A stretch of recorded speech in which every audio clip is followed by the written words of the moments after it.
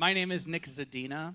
I am the Freedom from Violence Project Manager at the Women's Fund of Omaha, and I have the pleasure to speak with you all today about a little bit about what we do at the Women's Fund and a little bit of how you can take part in some of the things that we are working on. So at the Women's Fund, we work on 4 major pillars to end gender inequality.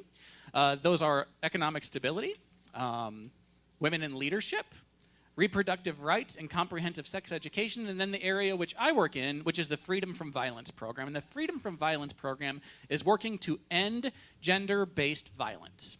So the specific things that my program works on are domestic violence, human trafficking, and sexual assault. And we work on these things in a number of ways. I would say the primary 3 ways we work on these issues are, number 1, we provide grant funding to agencies in our community who provide advocacy for victims and survivors of domestic violence, sexual assault, and human trafficking. Another thing that we do is we work with our community response teams. So there are Douglas County community response teams for sexual assault and domestic violence. This means we get together in spaces with law enforcement, with county attorneys, with probation, with advocacy agencies, and we talk about the system, how it's working, how it's not working, and how we can make it work better for survivors in our community. We have those meetings quarterly. We also do research with those groups on what is going on in our community so that we can have some facts, so that we can make some policy changes that will improve the way survivors interact with the criminal legal system.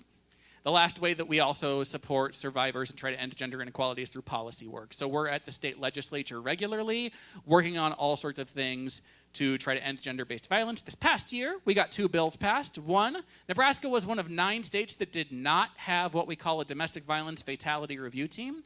This is a team that meets quarterly over the course of a year and reviews all cases in Nebraska where there was a domestic violence fatality that occurred. They try to see if there are trends or things that these cases have in common, and then recommend legislative and policy changes to prevent these things from occurring in the future. So we got that passed. We also passed a bill that provided anonymity for survivors of sexual assault and human trafficking in public documents immediately after the assault or report occurred. So that's some of the work that we do. It's powerful work. I am privileged to be in that space. But I want to talk a little bit about where the work, I believe, should be headed. So all the work we do in those systems means something bad already happened, okay? So if criminal legal systems are involved, something bad happened. If an advocacy of agency is involved, something bad happened. If we need to make policy, it's because something bad happened. A big portion of where we're focusing our energies for the future is in sexual violence prevention. One of the primary ways that we can have sexual violence prevention is by making sure young people are educated about relationships and sex. Comprehensive sex education is crucial and important and is sexual violence prevention. So when I was growing up, when I was in junior high and high school, you know what I wanted to know more than anything else? I wanted to know how I could get a romantic partner. That was like what I was, number 1 goal for junior high Nick, right? I didn't have a class on that. I had classes on history and arithmetic and social studies. So where do you think I turned to get that education? It wasn't my parents. It was movies. It was music.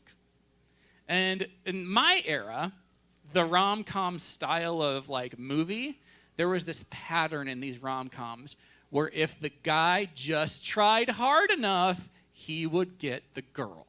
So I don't know if you have ever seen the movie Wedding Singer. In the movie Wedding Singer, Adam Sandler is chasing this girl through the whole movie, and she is on the way to her wedding with somebody else, and he gets on the plane and sings her a song while he walks up and down the aisle of the plane. And it works. Now, if I were to try that today, if I were trying to woo somebody, that I should be arrested, right?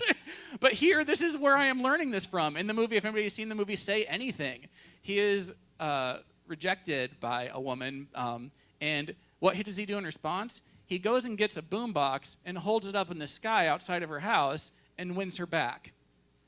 That is not healthy behavior, but it's romanticized in those things, and that's where I learned it. And the biggest problem with that is then when I did go through rejection, I looked at myself as the person the woman was going to marry in Wedding Singer, who is portrayed in that movie as a terrible human being. And then I didn't know what to do with that. Because I'm like, I'm not that character in the movie. I'm not the character who gets the girl. I'm the character who loses the girl, and that guy's a jerk.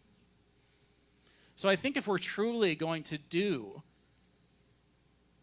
gender-based violence prevention, we need to be talking about what relationships look like intentionally with our young people, so that they have the skills to understand things like consent, understand what romantic relationships are like, and understand how to handle rejection.